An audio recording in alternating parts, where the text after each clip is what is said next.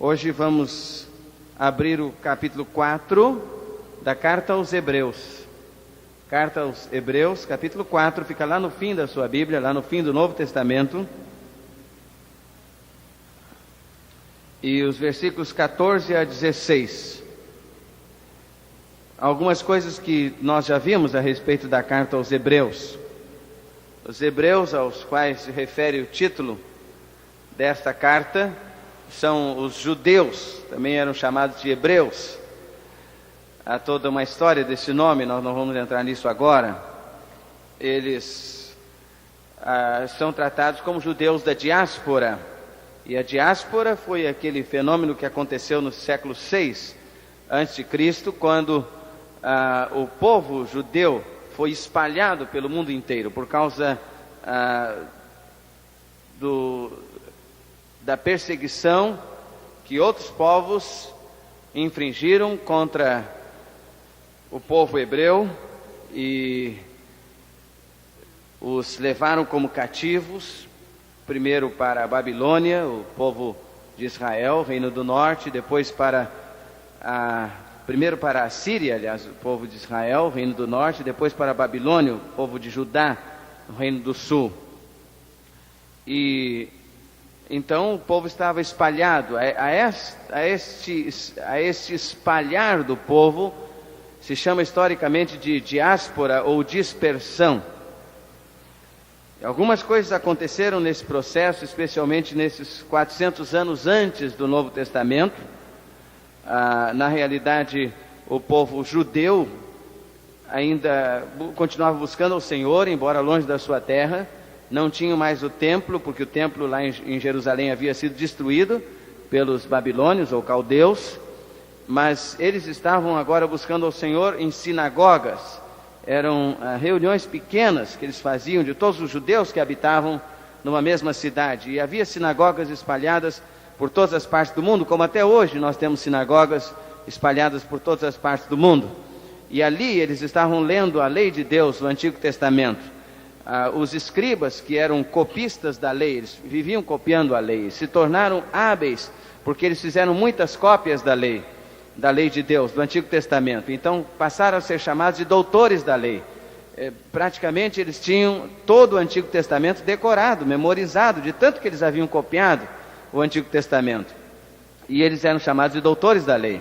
E quando as pessoas tinham uma dúvida a respeito da Bíblia, procuravam os escribas, porque os escribas sabiam tudo de cor. O próprio Herodes, quando foi procurado pelos reis magos ali em Jerusalém sobre o nascimento do Salvador, mandou chamar os escribas, e os escribas disseram exatamente onde estavam as profecias sobre o nascimento do Salvador Jesus Cristo, e onde ele haveria de nascer, e quais seriam os detalhes sobre o seu nascimento, e todas aquelas coisas lindas a respeito de Jesus no Antigo Testamento. Então as sinagogas surgiram neste processo de dispersão, de diáspora. Agora, quando o Senhor Jesus vem, morre na cruz, ressuscita ao terceiro dia, e então ele sobe aos céus, manda o Espírito Santo, a igreja que estava em Jerusalém é incumbida de ir e ser testemunha em toda Jerusalém, Judéia, Samaria e até os confins da terra. Eles vão pregando o Evangelho. E muitos judeus no mundo inteiro agora começam a aceitar o Senhor Jesus Cristo por seu Salvador e Senhor de suas vidas. E então eles abandonam todo aquele legalismo do Antigo Testamento, abandonam toda aquela religião cerimonial do Antigo Testamento, e eles veem que Cristo Jesus é o cumprimento do Antigo Testamento, e aceitam a Cristo como seu Salvador. Mas eles passam a ser perseguidos por causa do Evangelho de Jesus. Eles passam a ser maltratados por causa do Evangelho de Jesus. E então, eles começam a pensar, vamos desistir de Jesus. Vamos desistir do Evangelho. Essa coisa da gente seguir a Cristo e ser crente está trazendo problemas para nós. Vamos desistir. E muitos deles começam a pensar em voltar atrás. Começam a pensar em voltar ao judaísmo, em voltar a todas aquelas leis cerimoniais. Eles começam a pensar em ir ao templo e levar os cordeiros e os carneiros e sacrificar lá, derramar o sangue de cordeiros lá no altar, como faziam no Antigo Testamento. E então o autor da epístola aos Hebreus, cujo nome nós não sabemos, nós não temos a identidade dele, mas esta epístola foi reconhecida por inspirada pelo Espírito Santo pela igreja nos 4 primeiros séculos. E o autor da epístola aos Hebreus, então, escreve esta epístola como uma exortação, ele diz isto mesmo, como uma exortação, para que os crentes que haviam vindo do judaísmo não voltassem atrás e não abandonassem a Jesus, porque depois de você conhecer Jesus, você abandonar o Evangelho, abandonar a Jesus, é um atraso de vida, é um retrocesso. Então, todo o argumento do autor da epístola aos Hebreus está calçado nesta premissa básica, que Jesus é superior a Moisés, que o sacrifício de Jesus na cruz é superior aos sacrifícios que eram apresentados antigamente ali no templo, dos animais ali no templo, que o sangue de Jesus realmente purifica dos pecados, mas que o sangue dos cordeiros e dos bodes não purificava dos pecados. Apenas ele mostrava a promessa de que um dia o Cordeiro de Deus viria para sacrificar-se pelo mundo. E então aquela grande pergunta de Isaac, lá em Gênesis 22, quando ele vai com Abraão, seu pai, para o Monte Moriá, Deus havia dado uma ordem a Abraão: você vai imolar o meu filho sobre um altar, o seu filho vai ser o sacrifício que eu vou pedir. E Abraão estava em crise no caminho, mas ele sabia de uma coisa: eu creio em Javé Jiré, eu creio no Deus que provê, Deus proverá, Deus provedor, esse é o Deus em quem nós cremos. E no caminho, Isaque, o menino, perguntou para Abraão, seu pai: pai, eu estou vendo a lenha, estou vendo o fogo, mas onde está o cordeiro para o holocausto? Isaque não sabia que era ele o cordeiro para o holocausto. E então Abraão respondeu: Javé Jiré, Jeová vai prover, Deus proverá para si o cordeiro, meu filho. E quando chegaram lá, Abraão fez o altar, colocou Isaque sobre o altar. E quando Abraão ia imolar Isaque com o cutelo, então ouviu a voz do Senhor: Abraão, Abraão. E Abraão olhou para o lado, e Deus falou com ele: aqui está a minha providência. E ali estava o cabrito que Deus havia providenciado. Agora, durante todo o Antigo Testamento, a pergunta de Isaque ficou no ar: onde está o cordeiro para o holocausto? E quando o Senhor Jesus vem, lá no Evangelho de João, no capítulo 1, você vai ver que o Senhor Jesus vem para ser batizado por João Batista. E quais são as palavras de João Batista quando ele vê Jesus? Eis o Cordeiro de Deus que tira o pecado do mundo. Eis o Cordeiro de Deus que tira o pecado do mundo.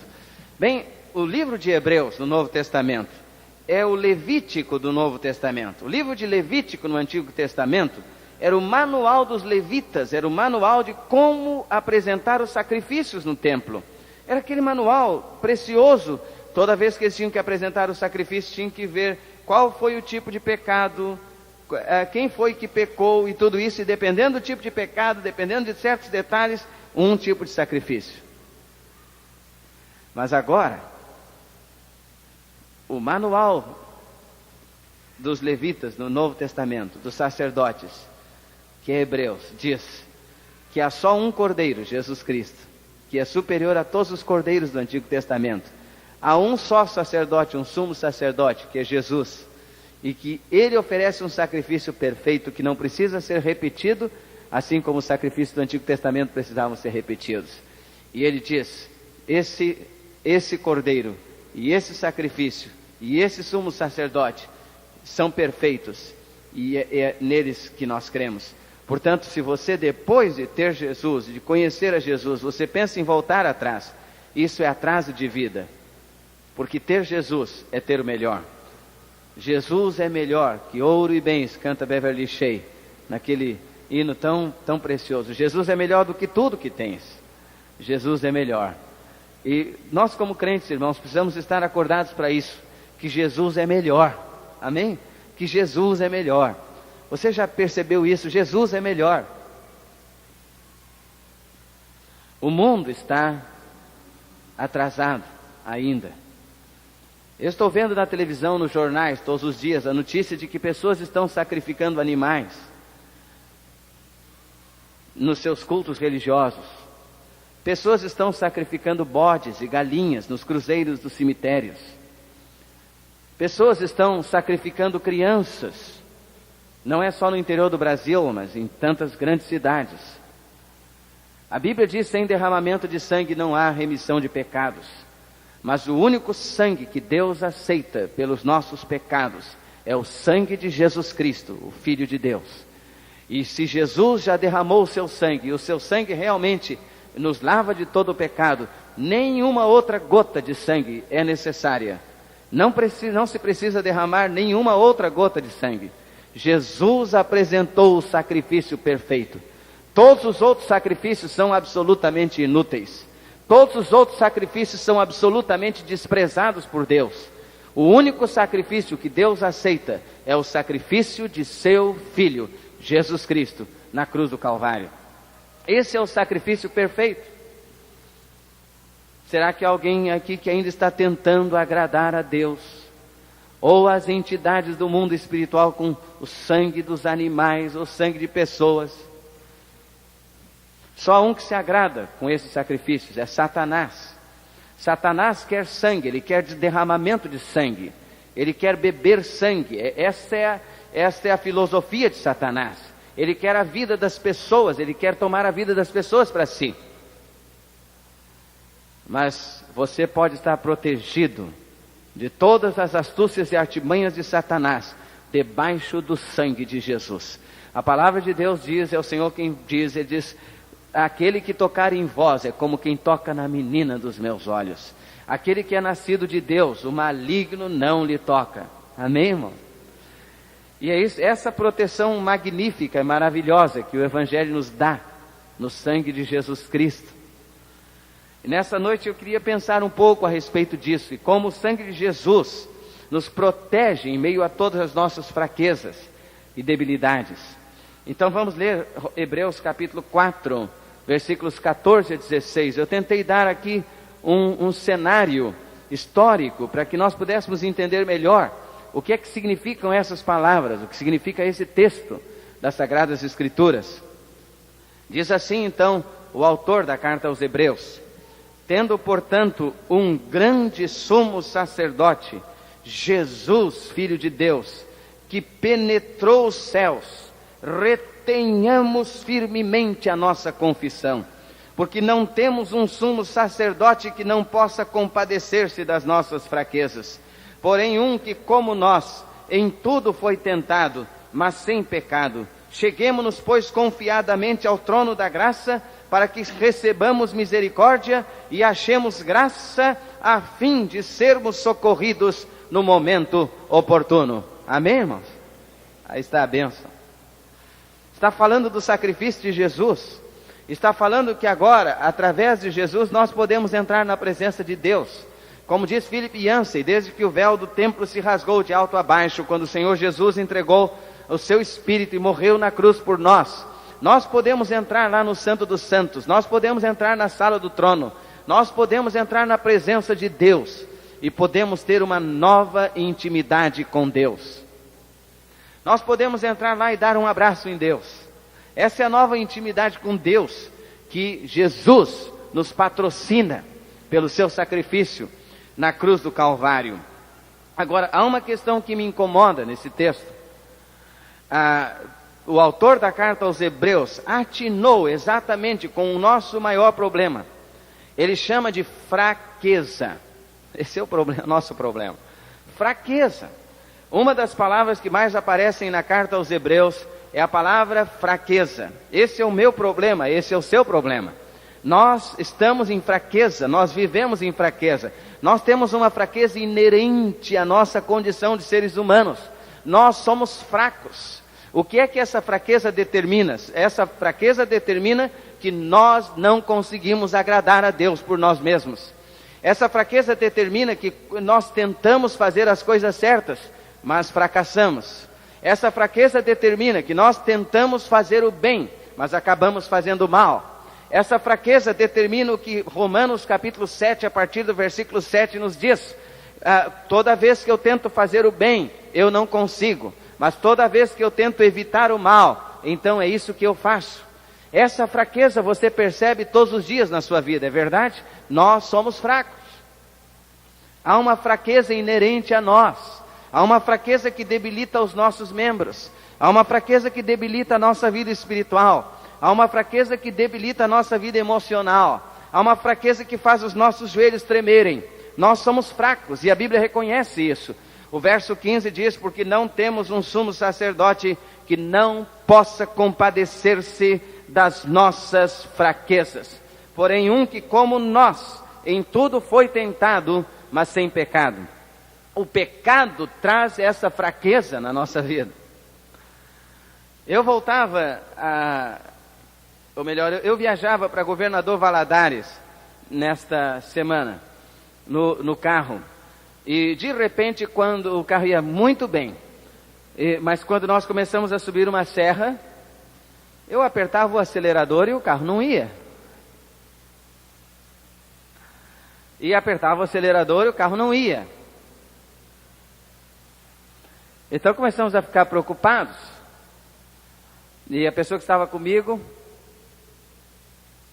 também estava lá tentando e o carro nada.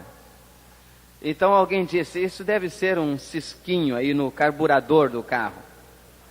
E fomos conferir o carburador. E tem uma pecinha lá, eu acho que é Giglet que chama. Eu sou expert em mecânica. Você sabe o que é isso? Entendido mesmo. Eu sei que quando a gente liga aquele motor e aperta naquele pedal da ponta, o carro anda mesmo. É isso tudo que eu sei do carro. E então você pega aquela coisinha, tem um furinho que não dá nem para enfiar um alfinete. E então a gente fez assim, e depois fez assim, e saiu aquele cisquinho de lá. E botamos a pecinha de novo lá, e então ligamos o carro, e apertamos o acelerador, e o carro subia a serra, descia a serra, e vinha tranquilo. E eu fiquei pensando naquela mesma hora, é essa coisa que às vezes gera fraqueza na nossa vida. É o pecado, às vezes um cisquinho de nada, mas que debilita você, não é verdade? Enfraquece a sua vida espiritual, enfraquece a sua vida em todos os aspectos. Você se sente acusado de dia e de noite, fragilizado. Às vezes é um cisquinho de nada. Uma vez havia uma vitrine numa loja de artigos masculinos para vestuário. E havia roupas tão bonitas ali. Mas havia um terno que estava num preço muito baixo mesmo. E embaixo daquele terno em promoção tinha uma plaquinha: pequenas manchas, grande redução de preço. Essas coisinhas que às vezes nós achamos que são pequenas, que nós não resolvemos, mas que trazem uma grande redução na nossa vida espiritual. São pequenas manchas, mas que nós precisamos ir resolvendo. É como aquele pequeno cisquinho. Você não dá nada para ele, mas ele diminui o seu desempenho. Ele não deixa você andar. Ele não deixa você progredir. Ele impede você de acelerar. E você aperta no acelerador da sua vida cristã, da sua vida espiritual, e o carro não vai para frente. Você não sabe por quê. Mas o Espírito Santo de Deus já disse: tire esse cisquinho lá de dentro. E Deus diz: eu posso saber, eu posso entender as fraquezas de vocês. O Senhor Jesus é esse sumo sacerdote que entende as nossas fraquezas. Você pode ver essa preocupação da carta aos Hebreus com as fraquezas. No capítulo 5, por exemplo, verso 2, diz: podendo ele compadecer-se devidamente dos ignorantes e errados, porquanto também ele mesmo está rodeado de fraqueza. É isso que diz a sua Bíblia? Isso está falando do sumo sacerdote tomado dentre os homens e constituído a favor dos homens. No capítulo 5, no capítulo 7, verso 18, você lê então: pois com efeito o mandamento anterior é abrogado por causa da sua fraqueza e inutilidade. O mandamento antigo estava tomado, envolvido por fraqueza. Não podia resolver todo o nosso problema de fraqueza. não podia resolver todo o nosso problema, mas Jesus agora resolve o problema da nossa fraqueza. Esse é o ensino da carta aos Hebreus. E no capítulo 7, versículo 28, então você pode ler: porque a lei constitui sumos sacerdotes a homens que têm fraquezas, mas a palavra do juramento que veio depois da lei constitui ao Filho para sempre aperfeiçoado, completo. Em Jesus não há fraquezas, ele está rodeado de fraqueza na sua condição humana, mas a Bíblia diz que ele, apesar de rodeado de fraqueza, nunca pecou. E é por isso que Jesus pode nos entender, porque ele sabe que coisa tremenda é ser tentado. E ele que é perfeito, aperfeiçoado, ele que é perfeito e completo, enfrentou a tentação. Ele sabe que nós não temos condição de resistir às tentações de Satanás sozinhos. Nós precisamos dele. E no capítulo 11, e versículo 34, a Bíblia fala dos homens e mulheres de fé no passado, apagaram a força do fogo, escaparam ao fio da espada, da fraqueza tiraram forças e tornaram-se poderosos na guerra, puseram em fuga exércitos de estrangeiros. Esses homens eram fracos também, é isso que a Bíblia diz. Daqui a pouco vamos ver mais alguma coisa a respeito deles. Qual é o seu problema? É fraqueza? É fraqueza diante do pecado? É fraqueza diante de Satanás? Você tem se sentido frágil? Tem sentido os seus joelhos tremerem? O bem que você quer fazer não consegue, o mal que não quer é esse que você faz. Está tentando agradar a Deus, mas cai permanentemente ou frequentemente. Esse é o seu problema, o problema de fraqueza. A Bíblia diz que para esse problema da nossa fraqueza, a solução está na cruz, está no Senhor Jesus. Primeiro, a Bíblia diz que Ele é o nosso intercessor, o nosso sumo sacerdote. O verso 14 diz: tendo, portanto, um grande sumo sacerdote. E isso significa que nós temos alguém que intercede por nós. Um dos temas nos quais mais insiste a carta aos Hebreus é que nós temos alguém que intercede por nós. No próprio capítulo 7, versículo 25, a Bíblia diz: portanto, pode também salvar perfeitamente os que por ele se chegam a Deus, porquanto vive sempre para interceder por eles. Esse é o sentido da vida de Jesus.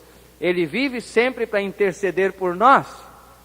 Ele é o intercessor, ele é o sumo sacerdote. Sabe qual era a missão do sumo sacerdote? Levar as pessoas a Deus. O profeta traz Deus às pessoas, traz a palavra de Deus às pessoas. O sacerdote realiza o caminho no sentido contrário. Ele leva as pessoas a Deus, e assim o profeta e o sacerdote trabalham numa pista de mão dupla. O profeta traz a voz de Deus ao povo. Essa é a palavra que se usa para profeta no Antigo Testamento, Navi. Navi é boca, profeta é boca de Deus, ele fala em nome do Senhor. Ele faz esta pista do céu para a terra, ele traz a mensagem de Deus, a exortação de Deus. O sacerdote trafega na pista que faz o caminho contrário. Ele trafega na pista que leva os homens a Deus.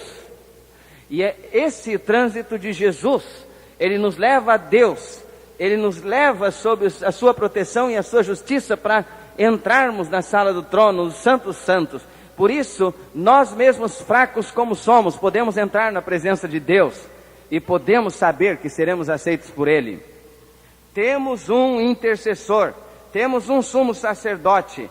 Você tem alguém que intercede por você. Essa é a primeira solução de Deus para a nossa fraqueza. Uma das coisas magníficas que a Bíblia mostra é que ninguém jamais viu a Deus.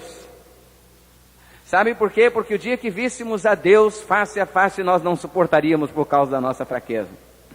E a única esperança que temos de ver a Deus é porque o Jesus um dia lavou os nossos corações, e nós vamos aparecer na presença de Deus cobertos pela graça e pela justiça de Jesus. Então toda a glória de Deus vai nos ser revelada. Nós, por causa da nossa fraqueza, não resistiríamos. Você se lembra de Moisés? Quando ele subia lá no Monte Sinai para conversar com Deus, havia uma nuvem. Por que a nuvem? A nuvem significava que Moisés não suportava ver a presença de Deus e a glória de Deus em toda a sua intensidade. E a nuvem ofuscava a presença e a glória de Deus para que Moisés resistisse. Mas a palavra de Deus diz que isso era só permitido a Moisés. E qualquer um que tocasse o pé no Monte Sinai seria fulminado num instante, mesmo os animais. É isso que a palavra de Deus diz. Nós não suportaríamos a glória de Deus. E o único motivo porque nós, como fracos, vamos poder comparecer na presença de Deus, é porque vamos ser cobertos pela graça de Jesus. Vamos ser cobertos pela sua justiça, vestidos com o manto da sua justiça. E assim Ele vai nos apresentar ao Pai. Ele é sacerdote, sumo sacerdote, e vive eternamente para interceder por nós. A segunda reflexão sobre a solução de Deus para a nossa fraqueza é a graça de Deus. Vejam como a graça está nesse texto de Hebreus 4. O verso de número 16 diz: cheguemo-nos, pois, confiadamente ao trono da graça, para que recebamos misericórdia e achemos graça, a fim de sermos socorridos no momento oportuno. Sim, só a graça pode agora suprir a nossa fraqueza. Paulo vai lembrar isso quando lá na segunda carta aos Coríntios, no capítulo 12, ele fala da sua experiência do espinho na carne. Ele estava sofrendo por causa daquele espinho na carne. E a Bíblia diz que ele sentiu naquela oportunidade mais do que em qualquer outra situação, como ele era fraco. Ele diz que ele havia tido revelações de Deus. E ele havia visto coisas que era proibido que ele falasse, porque as pessoas não poderiam suportar essas revelações. E ele diz que para que não se ensoberbesse, para que não se envaidecesse, foi-lhe dado um espinho na carne, um mensageiro de Satanás, para esbofeteá-lo. Ele estava numa luta espiritual tremenda com Satanás. Deus permitiu isso na sua vida. E então ele diz, no verso de número 8, a resposta de Deus, quando ele por 3 vezes pediu que Deus afastasse esse espinho da sua carne. No verso 9, ele diz: ele me disse, a minha graça te basta, porque o meu poder se aperfeiçoa na fraqueza. Deus está dizendo, a minha graça te basta, porque o meu poder se aperfeiçoa na fraqueza. Sabe qual é a nossa esperança para vencermos as nossas fraquezas? É a graça do Senhor. A graça do Senhor. É pela graça do Senhor, e graça é suprimento adicional. Graça é suprimento transbordante. Graça é Javé Jiré de novo. É Deus providenciador. Deus providencia a sua graça em Cristo Jesus. E então, para que recebamos o quê? Graça, a fim de sermos socorridos no momento oportuno. E é como se a gente estivesse subindo a serra, acelerando, e a gente não consegue. Então de repente a gente diz: Senhor, eu estou fraco, eu não vou conseguir vencer essa montanha, me dá da tua graça. E o Senhor vem dar a sua graça para a gente vencer e subir e chegar lá e atravessar o problema, atravessar a tentação. Quantas vezes acontece que você enfrenta tentações que parece que você não vai suportar? Não é verdade? E você diz: por que eu fui me meter nessa? Não é? Como é que eu fui cair nessa? E parece que você não vai conseguir chegar do outro lado. Quando a gente está andando de carro e acelerando, e o carro não quer chegar lá. Não quer chegar lá. Eu lembro de uma vez que faltou combustível aqui na ponte Rio-Niterói. Eu tenho muitas histórias. Então, ia faltando combustível. Eu vinha assim subindo no vão central. E eu olhava assim, parecia que faltava só assim uns 30 metros. E eu acelerando, e eu dizendo: Senhor, como é que eu fui cair nessa? Eu estava vendo que estava na reserva do outro lado. Como é que eu fui cair nessa? E eu acelerando, dizendo: Senhor, pelo menos até lá em cima. que depois eu vou na banguela. Mas não deu, não foi até lá. Quando parece que você não vai suportar aquilo, quando parece que você não vai vencer aquela tentação. Às vezes é uma tentação, um pecado tremendo que está na sua frente, e você parece que não vai vencer. E é nessa hora que a Bíblia diz que você precisa de clamar por graça para ser socorrido em tempo oportuno. É nesta hora que a graça de Jesus vem, segura você e liberta e livra você. E é nessa hora que a palavra de Deus diz que quando estou fraco, então é que sou forte. Essa foi a experiência de Paulo. Porque o meu poder se aperfeiçoa na fraqueza. Por isso, de boa vontade, antes me gloriarei nas minhas fraquezas, a fim de que sobre mim repouse o poder de Cristo. Pelo que sinto prazer nas fraquezas. Paulo vivia batalhando com essa questão de fraqueza. Pelo que sinto prazer nas fraquezas, nas injúrias, nas necessidades, nas perseguições, nas angústias por amor de Cristo. Porque quando estou fraco, então é que sou forte. Sabe por quê?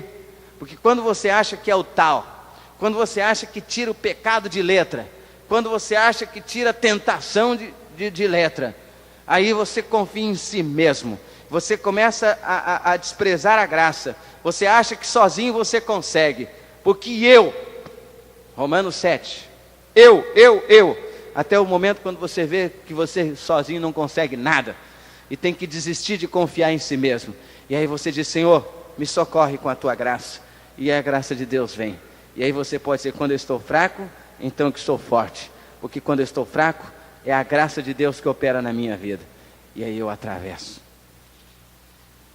Esse é o segundo aspecto da solução de Deus para as nossas fraquezas. O primeiro aspecto é que Ele nos deu um Salvador todo-poderoso, um sumo sacerdote, que se compadece das nossas fraquezas e que intercede por nós de dia e de noite por toda a eternidade.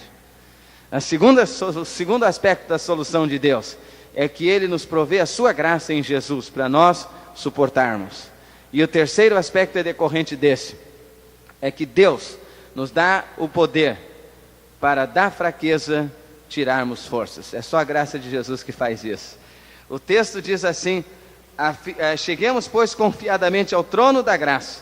E o crente tem que estar sempre indo ao trono da graça, para serem renovados os estoques da graça de Deus na sua vida, para que recebamos misericórdia e achemos graça, a fim de sermos socorridos no momento oportuno. Socorridos. Vejam só a história de Hebreus 11. Hebreus 11 fala dos grandes homens e mulheres de fé no Antigo Testamento. Depois que o autor vê que não tem mais condição de ficar relacionando todos os homens e mulheres de fé, ele então diz o verso 32, que mais direi? Faltar-me-ia o tempo, se eu contar de Gideão, de Baraque, de Sansão, de Jefté, de Davi, de Samuel e dos profetas, os quais por meio da fé venceram reinos, praticaram a justiça, alcançaram promessas, fecharam a boca dos leões, apagaram a força do fogo, escaparam ao fio da espada. E aí, quando ele chega nessa altura, você começa a pensar que toda essa gente eram heróis. Você começa a dizer: mas essa turma era uma turma forte, mas que gente de fibra. Esses eram super-homens.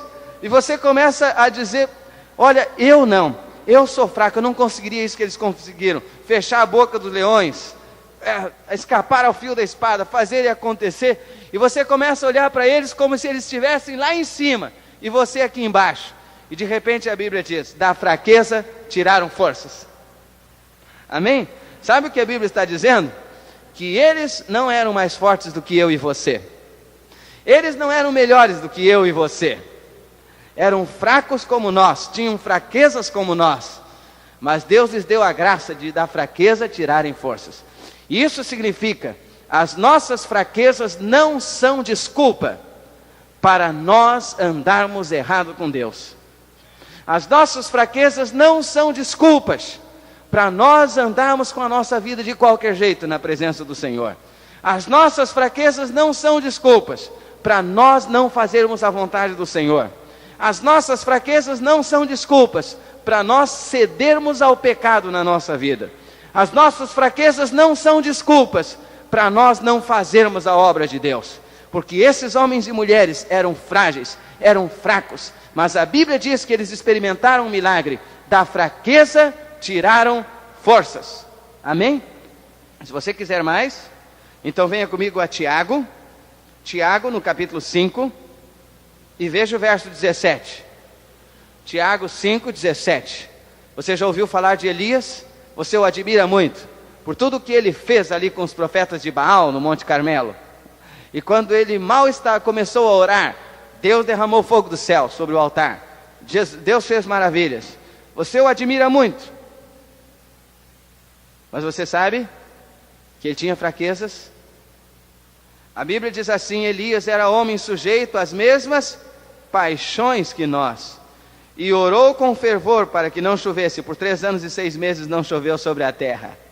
E orou outra vez, e o céu deu chuva, e a terra produziu o seu fruto. Meus irmãos, se alguém dentre vós se desviar da verdade e alguém o converter, sabei que aquele que fizer converter um pecador do erro do seu caminho, salvará da morte uma alma e cobrirá uma multidão de pecados. O que a palavra de Deus tinha dito antes no verso 16, na última parte era isso: a súplica de um justo pode muito por sua atuação. Tiago está falando da oração, de orarmos uns pelos outros. Ele está dizendo: a oração do justo pode muito em seus efeitos. E aí você é levado a tentar pensar assim: bem, mas isso para quem tem oração forte. E Deus se apressa em dizer para você: Elias era um homem sujeito às mesmas paixões, às mesmas fraquezas que nós. E orou, e por 3 anos e meio não choveu sobre a terra. E orou de novo, e o céu deu chuva. Sabe o que Deus está dizendo? As suas fraquezas não são desculpa para você não viver uma vida de oração. As suas fraquezas não são desculpa para você deixar de usar o poder que Deus tem disponível para você. Porque Elias era um homem sujeito às mesmas fraquezas, às mesmas paixões que nós. Mas a Bíblia diz que ele orou e Deus atendeu a sua oração. Você pode conhecer a história de Elias lá no primeiro livro de Reis.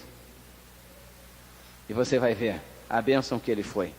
E eu me consolo quando eu penso que Elias era de carne e osso como eu sou, e tinha fraquezas como eu tenho, mas ele conseguiu tirar forças das suas fraquezas. É isso que a palavra de Deus ensina em 1 João capítulo 5. 1 João capítulo 5. Qual foi o segredo desses homens tirarem força das fraquezas? Sobre que tema fala Hebreus 11? Quem lembra? Hein?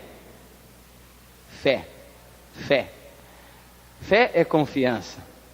Fé é a gente saber que é fraco, mas que a gente se atira nos braços de Jesus e que Ele segura tudo. Isso é fé. Fé é viver de acordo com. Isso é fé. E lá em 1 João 5, no versículo de número 4, diz: porque todo que é nascido de Deus vence o mundo. E esta é a vitória que vence o mundo. O quê? A nossa fé. Esse é o segredo. É confiar no Senhor. Confiar no Senhor. Isso é fé. É atirar-se sobre o Senhor e saber que quem luta não somos nós, é Ele. Quem vence não somos nós, é Ele. Quem enfrenta não somos nós, é Ele. Nós simplesmente nos atiramos a confiança nele. O diabo pode nos acusar da nossa fraqueza, mas essa acusação não vai nos atingir quando nós dizemos: se Deus é por nós, quem será contra nós? Portanto, como diz o texto, retenhamos firme a nossa confissão, sabendo que nós temos um sumo sacerdote que pode compadecer-se das nossas fraquezas, porque em tudo foi tentado, mas sem pecado. Cheguemos-nos, pois, confiadamente ao trono da graça, para recebermos misericórdia e graça e sermos socorridos em tempo oportuno. Baixe a sua cabeça em oração.